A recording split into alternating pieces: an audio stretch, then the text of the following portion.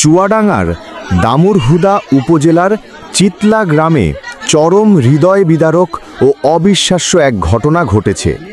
মরদেহ আটকে রেখে আদায় করা হয়েছে সুদের টাকা।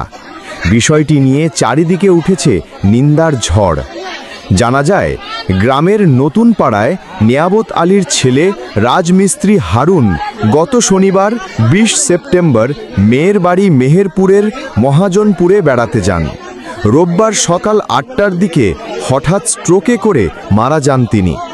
মরদেহ নিজ গ্রামে আনা হলে পরিবার পরিজনের কান্নায় ভারী হয়ে ওঠে পরিবেশ। এদিন আসরের নামাজের পর দাফনের প্রস্তুতি চলছিল। জীবনের সব দায় দায়িত্ব শেষ হয়ে গেছে এমনটিই ভাবছিলেন স্বজনরা। কিন্তু ঠিক সেই মুহূর্তে ঘটে এক অকল্পনীয় অমানবিকতা। চুয়াডাঙ্গায় মরদেহ আটকে সুদের টাকা আদায়।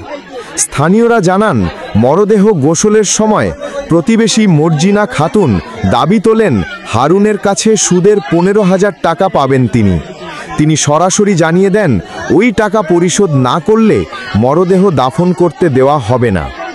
শোকাহত পরিবার মরদেহ পাশে রেখে টাকার জন্য তর্ক বিতর্কে জড়িয়ে পড়ে।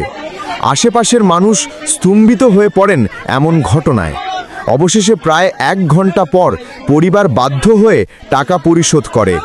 টাকা হাতে পেয়ে স্থানীয়দের ক্ষোভ ও জনরোষের মুখে সটকে পড়েন মর্জিনা। তবে এরই মধ্যে স্থানীয় রেডিও চুয়াডাঙ্গা নামের ফেসবুক পেজে এই ঘটনার একটি ভিডিও প্রকাশ হলে তা ছড়িয়ে পড়ে সামাজিক যোগাযোগ মাধ্যমে।